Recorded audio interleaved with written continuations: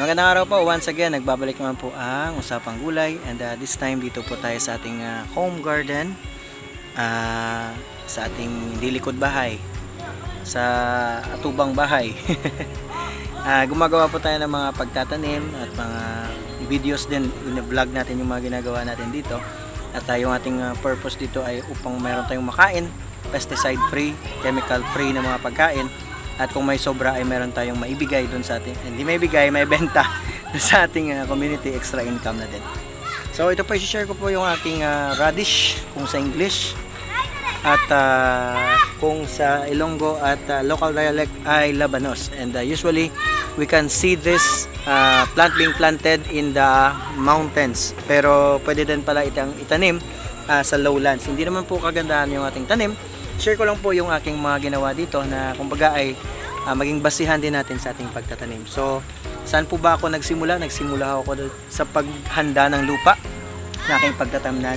So, ito pa ay merong compost sa ilalim. Mula doon, once again, sa ating babuyang walang amoy. Meron na naman tayong na-produce na compost doon na magagamit natin dito sa ating pagtatanim. Ayan, so ginamit natin yung mga kawayan para makagawa tayo ng raised beds. So pag sinabing raised beds, medyo mataas po siya sa level ng lupa, especially ngayong tag-ulan.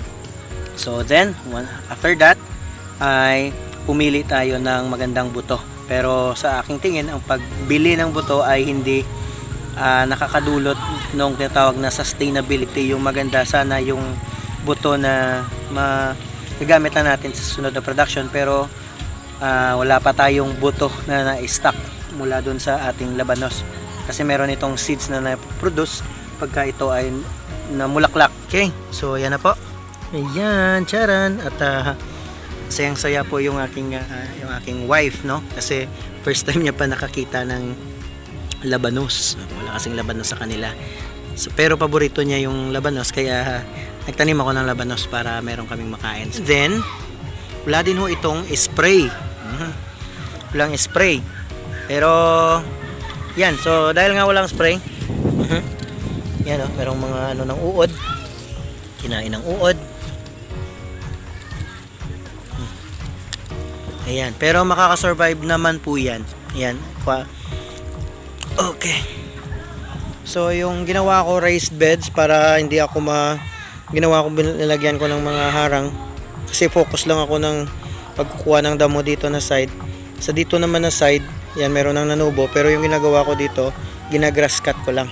Ginagrass cut ko para ma-maintain ko yung ano dito, at the same time hindi rin ma-erode yung lupa. So and then isa din dapat, no, na may, para maibsan yung peste dito sa sa radish ay sa itong pagtatanim ng sibuyas dahon. So ito pong sibuyas dahon na tinanim ko, bale bumili kami sa tindahan, kinuha lang namin yung upper portion, and then yung sa ilalim na merong roots at merong pang udlot, meron pang shoot ay tinanim ko dito.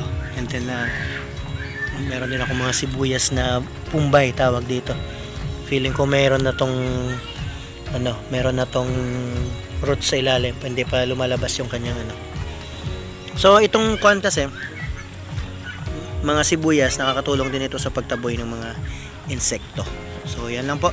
Pag nagtanim tayo ng labanos, mas maganda sana maraming sibuyas dahon para mas marami yung effect power niya sa pag-repel ng insects.